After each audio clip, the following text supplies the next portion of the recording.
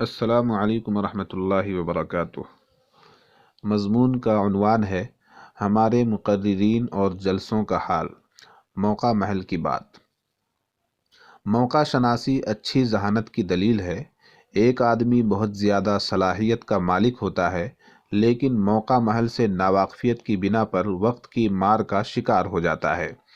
آج ایک مسجد میں عشاء کے بعد اعلان ہوا کہ فلاں علاقے سے فلاں عالم صاحب جو حدیث پڑھاتے ہیں تشریف لائے ہوئے ہیں، صرف 15-20 منٹ ان کا بیان ہونا ہے۔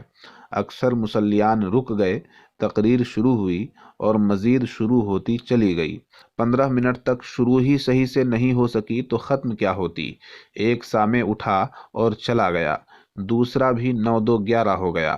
دیکھتے ہی دیکھتے بہت سے افراد اٹھ کر چلے گئے۔ آدھے سے بھی آدھے مصلیان باقی رہے، لیکن ہنوز مقرر صاحب کا جوش تخاطب ٹھنڈا نہیں ہوا۔ مزید بولتے رہے، مسلسل بولتے رہے۔ آدھے گھنٹے سے زیادہ وقت گزرنے کے بعد زکوٰۃ کی اہمیت بتا کر اپنے ادارے کے لیے چندے کا اعلان کیا۔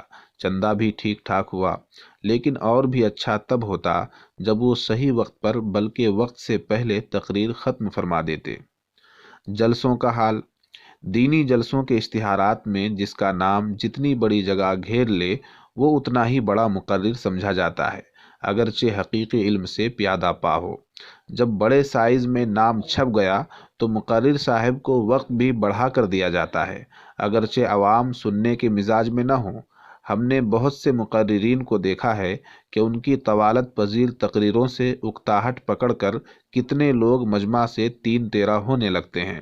اس کے باوجود مقرر صاحب اپنی کرسی نہیں چھوڑتے۔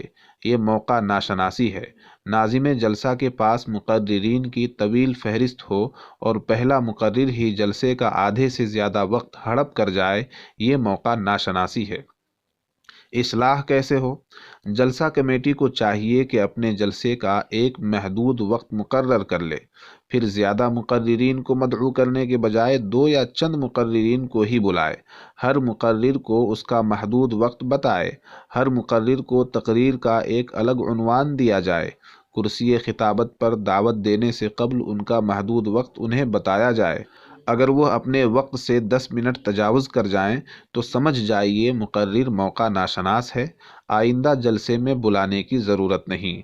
بات کتنی ہی اچھی اور کتنے ہی اچھے انداز سے کہی جا رہی ہو، اگر بات کرنے والا 45 منٹ سے زیادہ بولتا رہے تو سننے والوں کی اکتاہٹ فطری چیز ہے۔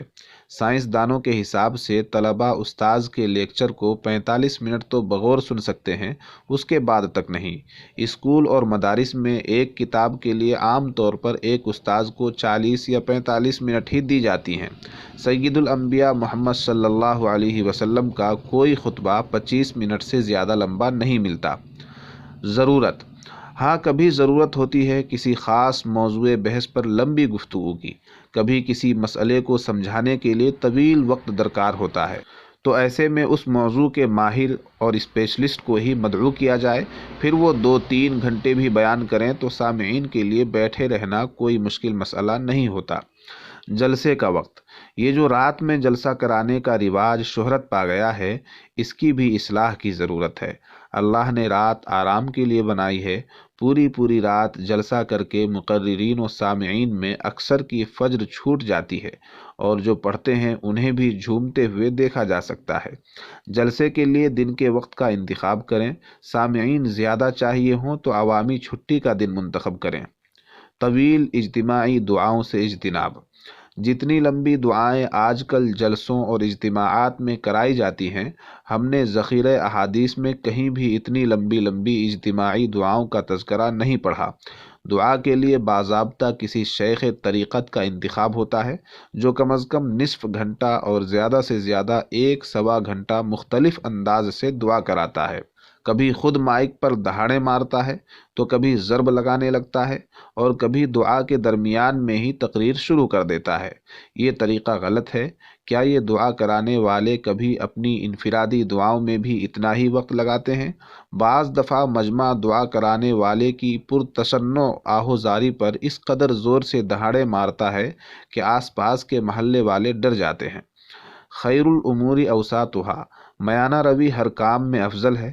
سادگی سے جلسہ کیجیے، اخلاص کے ساتھ اصلاح معاشرہ کی کوشش میں لگیے، پیشہ ور مقررین سے زیادہ مخلصین خطباء کو اہمیت دیجیے، انشاءاللہ آپ کی محنت رائیگاں نہیں جائے گی۔